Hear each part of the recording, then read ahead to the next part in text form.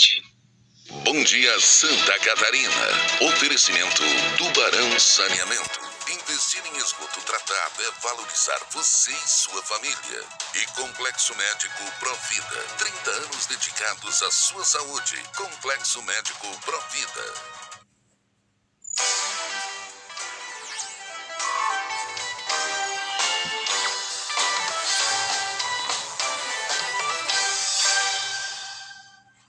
Oi, pessoal, chegamos agora às 6 em ponto. Muito bom dia para você que está acordando cedinho junto com a gente. Bom dia, Evi. Bom dia, Douglas. Muito bom dia para você. Quarta-feira, seja muito bem-vindo. Um ótimo dia para todos nós.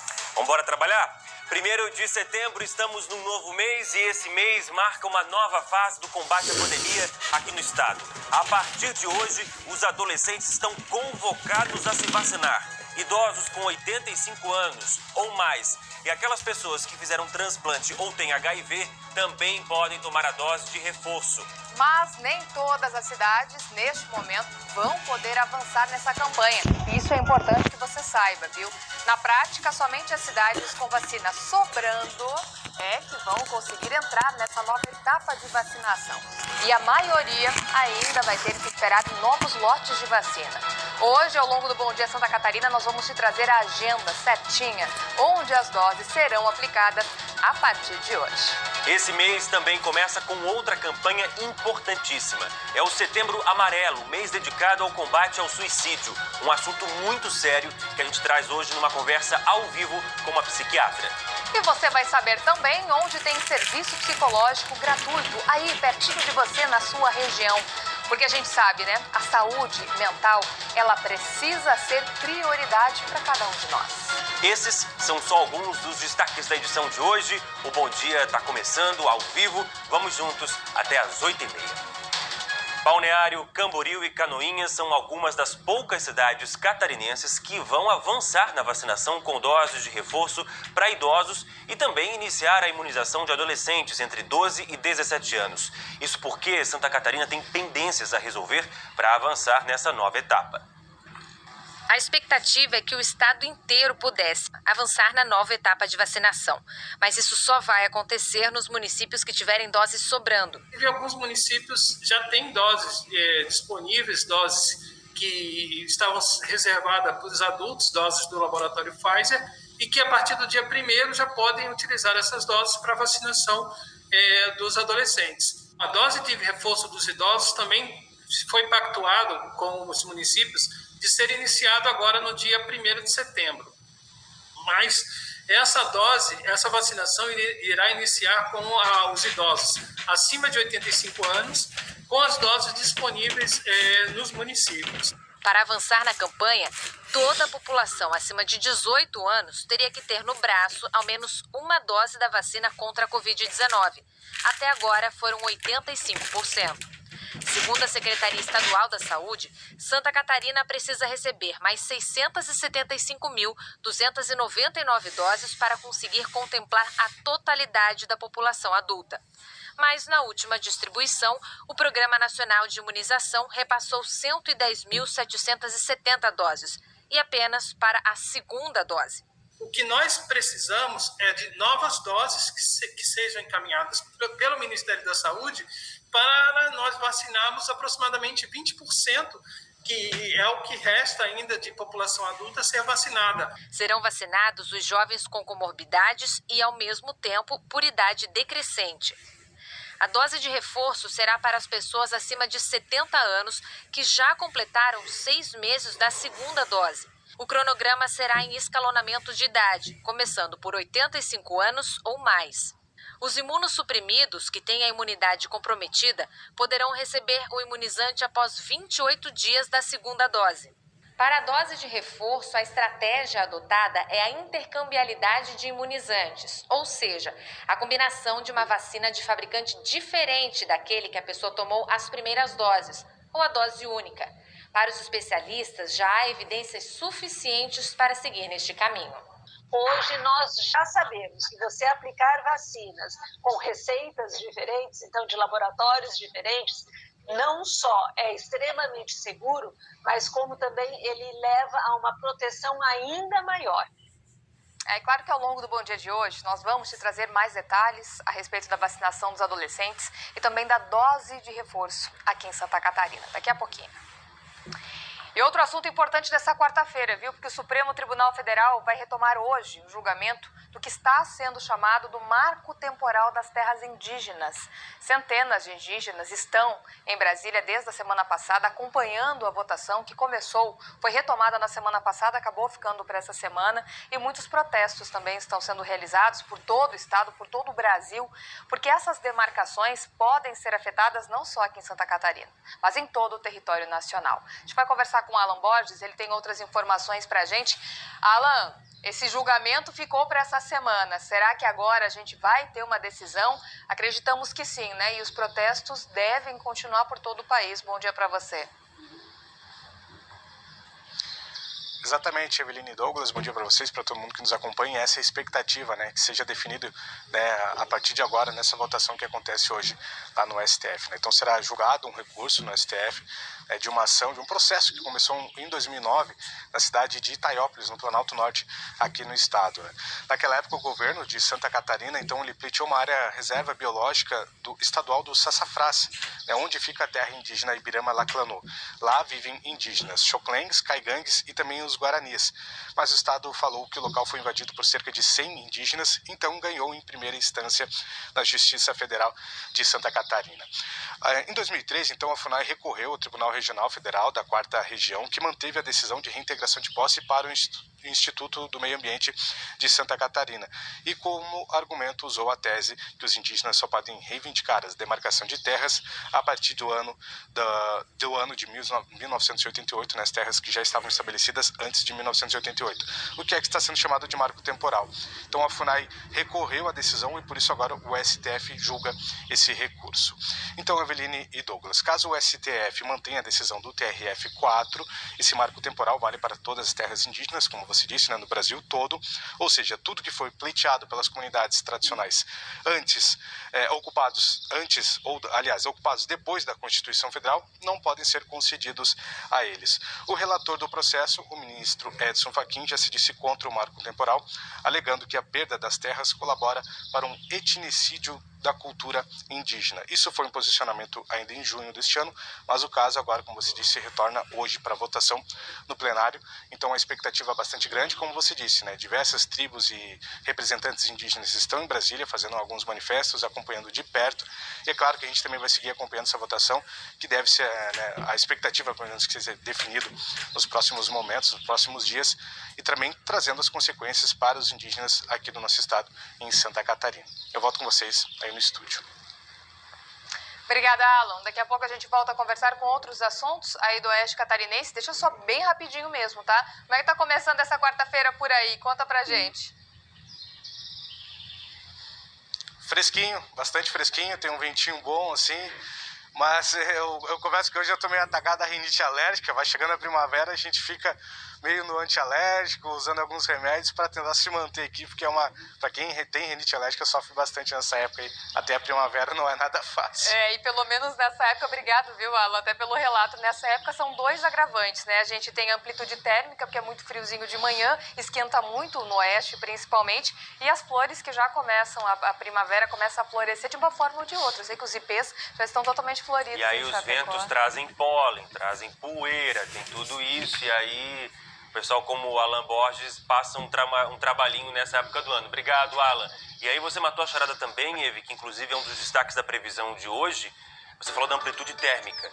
O Alan, o povo de Chapecó, que se prepare, porque tá fresquinho agora de manhã, mas vai esquentar pra caramba na parte da tarde.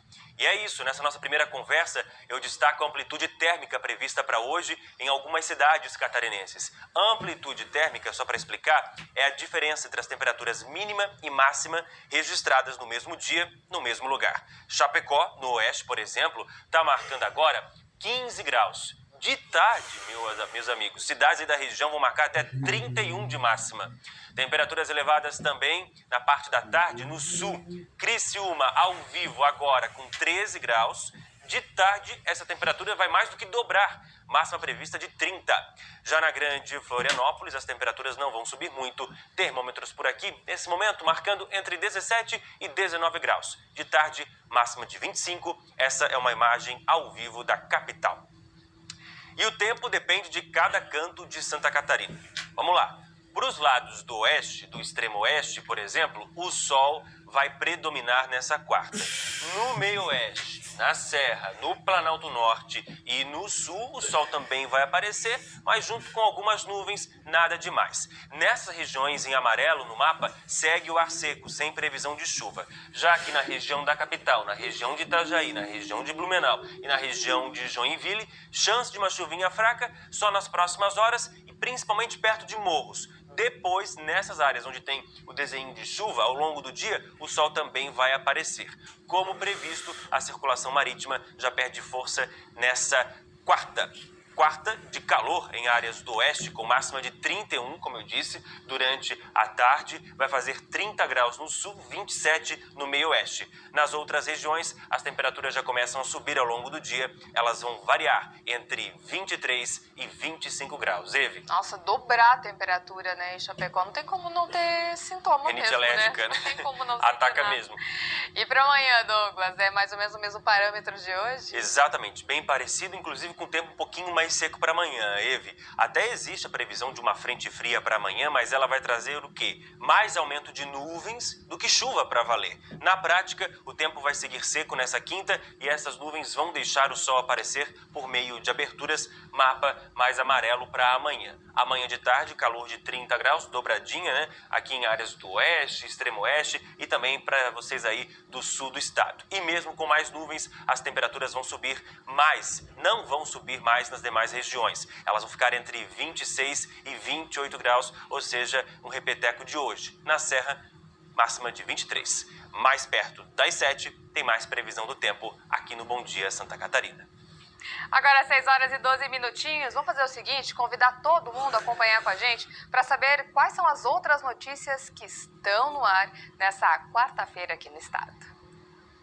Mais uma ponte foi parcialmente interditada em Brusque depois que motoristas estavam desobedecendo a sinalização para que apenas veículos leves trafegassem pela estrutura.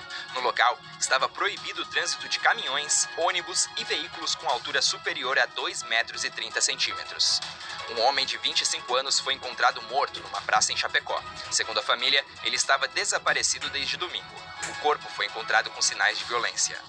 Um caminhão carregado com frangos vivos tombou na SC 160, no interior de Modelo. O motorista de 61 anos foi levado ao hospital com ferimentos leves. Um acidente na BR-376, que liga Santa Catarina ao Paraná, provocou a morte de um caminhoneiro. Segundo a polícia, o homem teria perdido o controle da direção e o veículo tombou na pista.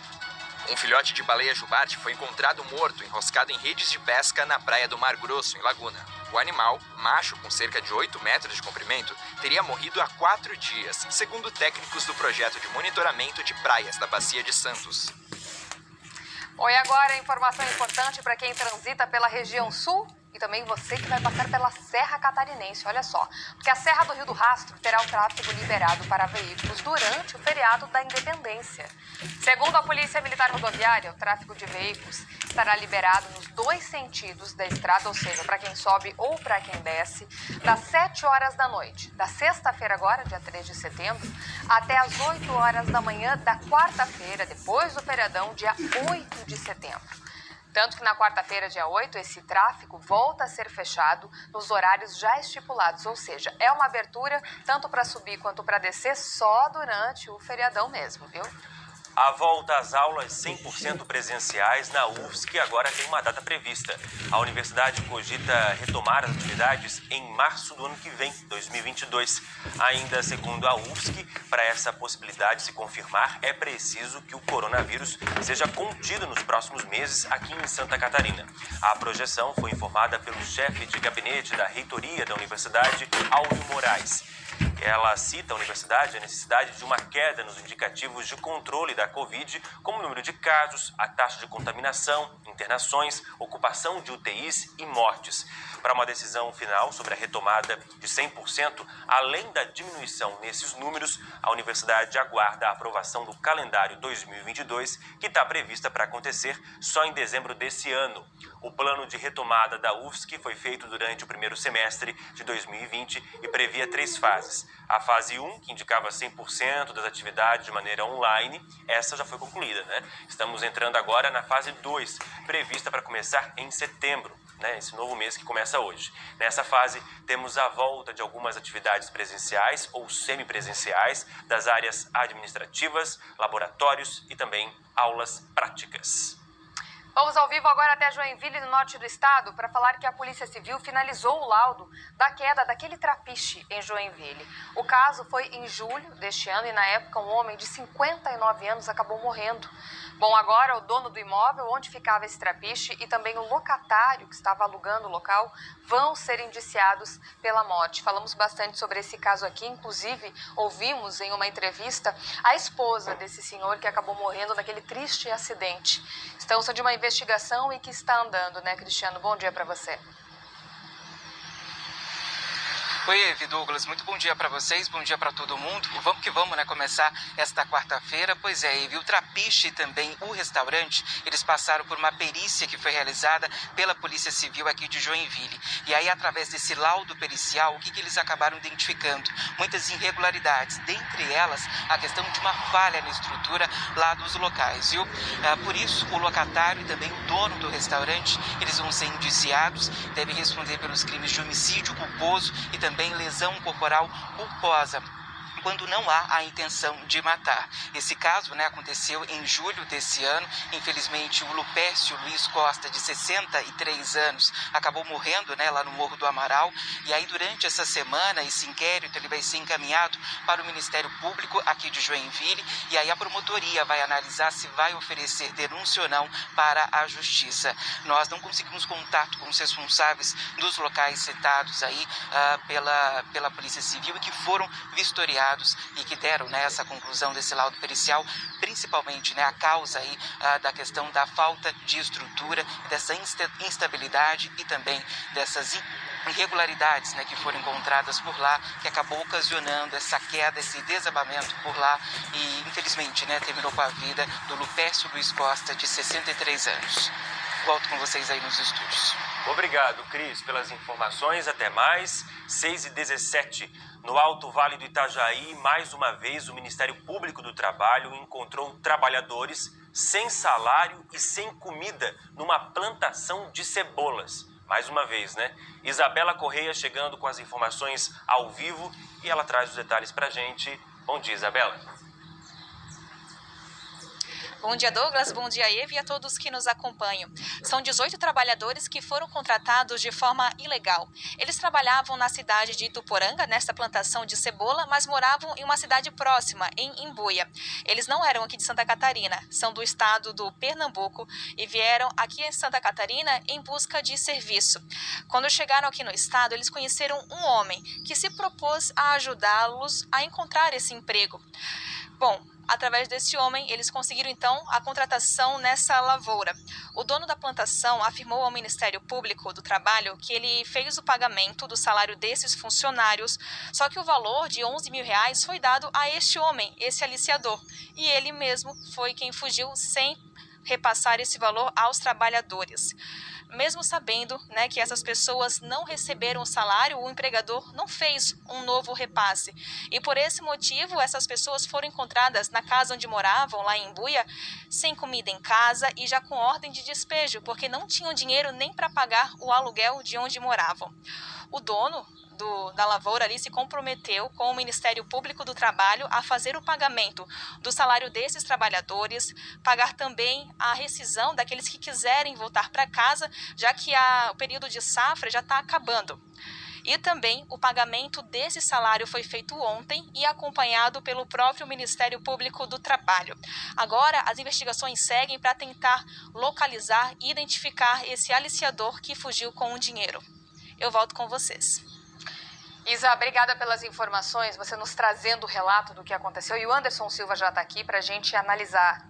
Anderson, lamentável, né? Lamentável, mais uma vez, olha, vira e mexe a gente tem esses relatos do Ministério Público do Trabalho tendo que intervir nessas situações, trazendo essas fiscalizações, e é triste saber que continua acontecendo. Esse foi um caso que veio à tona. Quantos outros estão acontecendo que a polícia ou que o Ministério Público nem chegam até lá?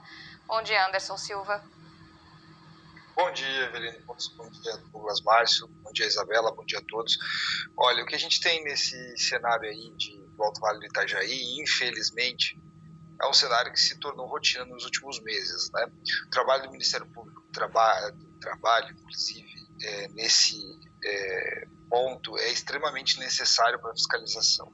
Quando a gente tem aí a safra da cebola, lá na região do Alto Vale do Itajaí, região de Ituporanga, assim como outras safras que acontecem por todo o país, enfim, é importante que haja esse tipo de fiscalização, e tem se constatado, como a gente viu nesse caso específico, que trabalhadores são trazidos de outras partes do Brasil para vir para cá, e alguns deles, não dá para a gente generalizar, né, mas alguns deles são encontrados neste cenário aí, né, nesse cenário em que aliciadores fazem esse transporte, entre aspas, desses trabalhadores até aqui em Santa Catarina, e depois eles ficam aqui sob condições muitas vezes degradantes e muitas vezes situações análogas à escravidão.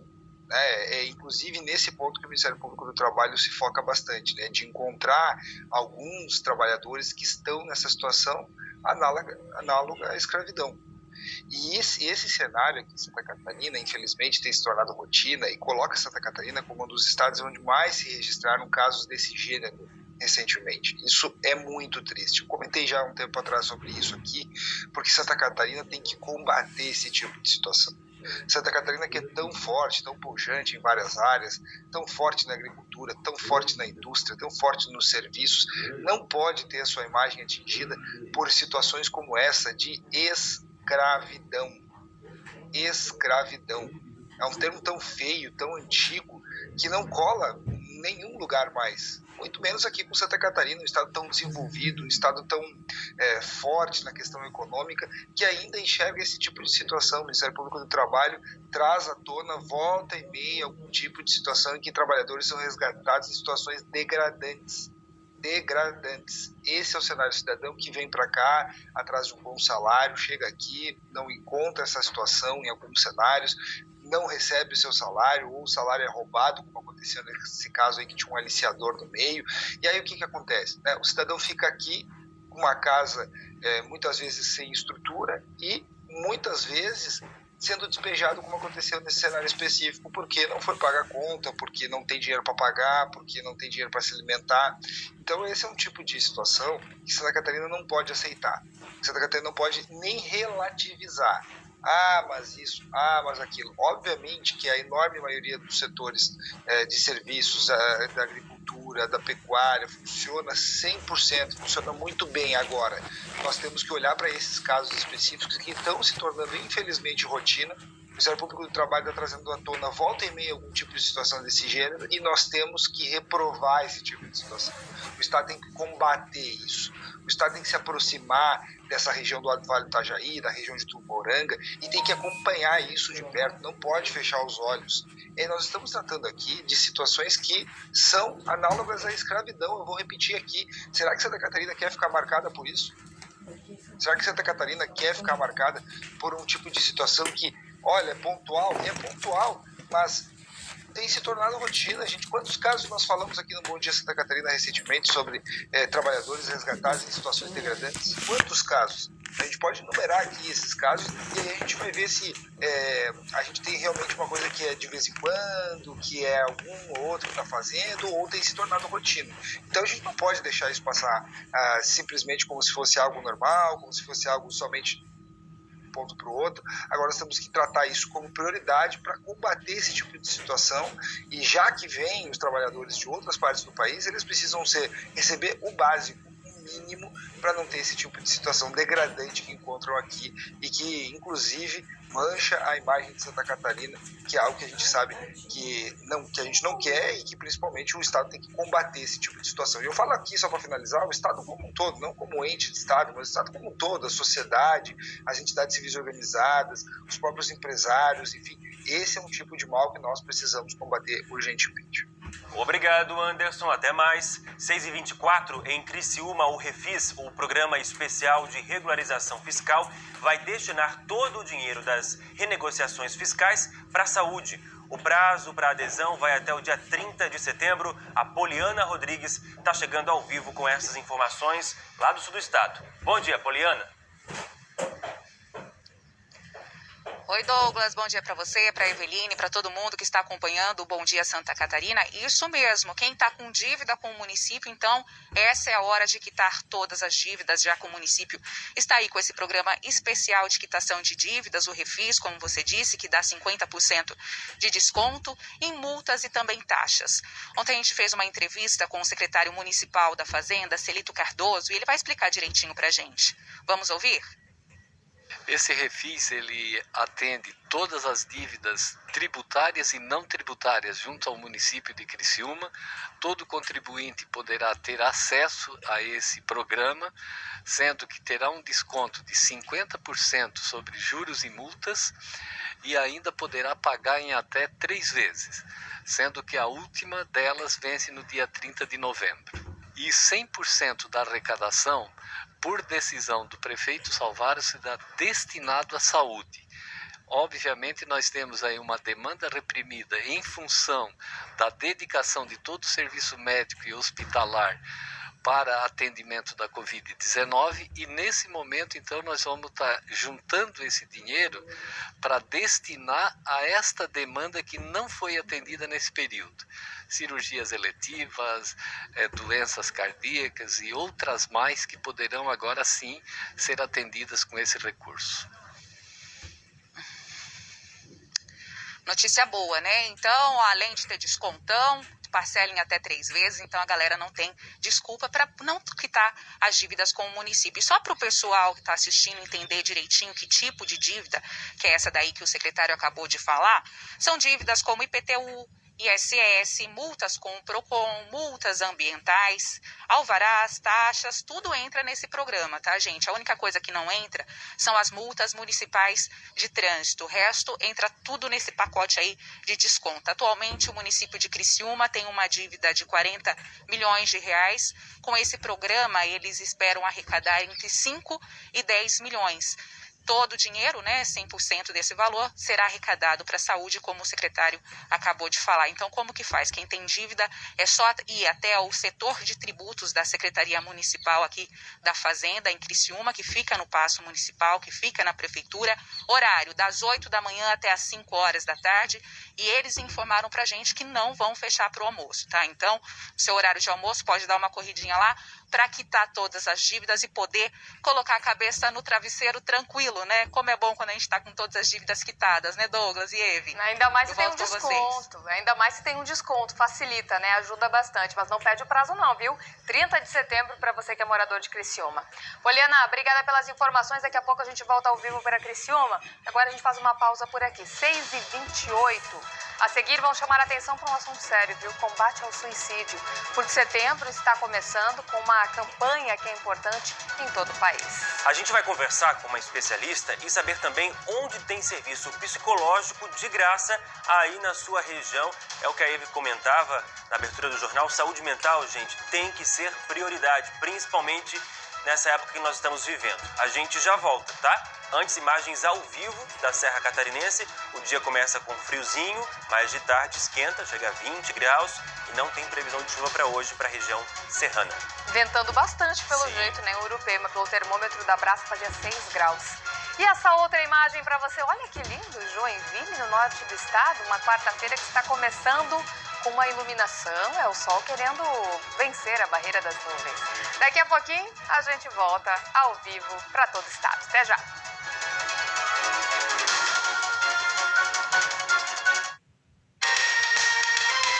Agora que faço eu da vida sem você. Nativa Spy, cuide-se bem, tem refil. E na compra de uma loção de 400 ml, leve um refil da mesma marca. Refil é o Boticário. E se o dinheiro pudesse render mais para você e para todos à sua volta? Escolha o Sicredi, onde o dinheiro rende um mundo melhor. Domingo é um dia muito especial para a família brasileira. É o dia que a gente descansa, dá risada, mata a saudade de quem a gente gosta. Eu nunca conheci minha mãe, eu quero conhecer minha mãe. Para mim é um privilégio poder estar todos os domingos na sua casa, conectando pessoas, compartilhando boas histórias. A minha mãe sempre nos disse que a educação nos salvaria, não só da pobreza física, material, mas sobretudo da pobreza espiritual. Domingo, estreia.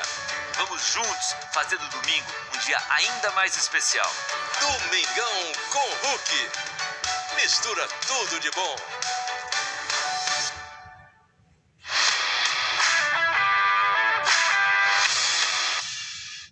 Equilibrar a saúde física, mental e social é essencial para garantir um bem-estar completo.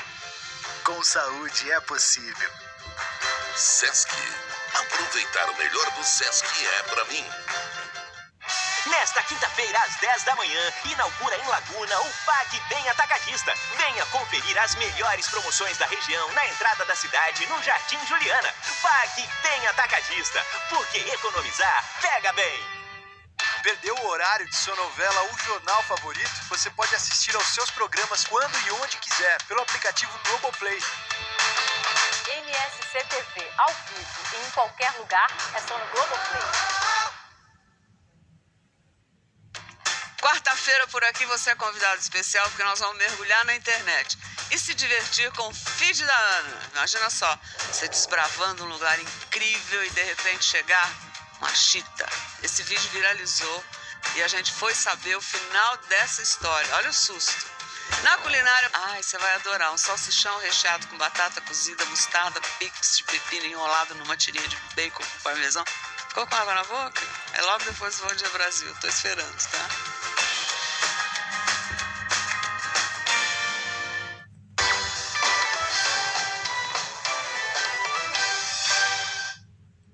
Seis e 31, estamos de volta e Santa Catarina tem a menor taxa de desocupação do Brasil. Isso segundo o IBGE.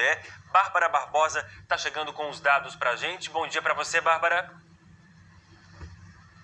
Bom dia, Douglas. Bom dia, Eve. Bom dia também para o pessoal de casa. Pois é, são boas notícias para o nosso mercado de trabalho catarinense. Vamos relembrar alguns desses números, inclusive. Olha só, nos meses de abril, maio e junho, a taxa de desocupação, que é justamente esse índice que mede a proporção de pessoas desempregadas no nosso estado, ela estava em média aqui em Santa Catarina em 5,8%. Esse foi o menor índice de todo o país. E aí, para vocês terem uma ideia, a taxa nacional, ela fica em torno de 14,1%. É quase o triplo do nosso índice aqui em Santa Catarina. E aí, se a gente for fazer um comparativo com o mesmo período do ano passado, aí teve uma redução de 1,1 ponto percentual. Parece pequeno, né? Mas isso significa 9 mil pessoas a menos desocupadas em Santa Catarina. Já em relação ao primeiro trimestre desse ano, aí se manteve em estabilidade. A indústria foi o setor que mais contratou. 41 mil novos trabalhadores